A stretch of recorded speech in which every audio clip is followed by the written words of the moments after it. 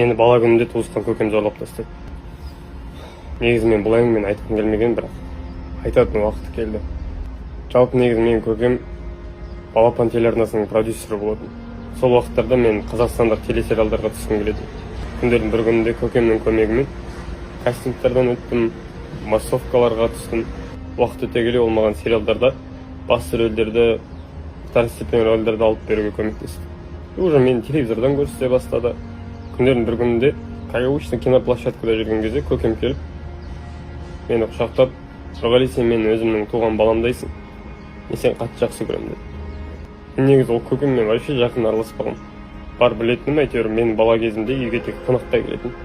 Уақыт өтті, біз жаңа проект түсіріп жаттық. Негізі жұмыс уақыты аяқталғаннан кейін актерларға арнайы көлік тағайындалып, сол көлікпен үйлеріне жеткізіп тастады.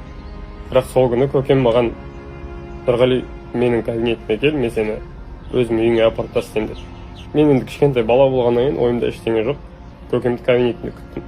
Bir kez ол кірді да, «Нұрғали, үстіңдегі рубашкаңды шешші» деді. Біз шешіне бастады.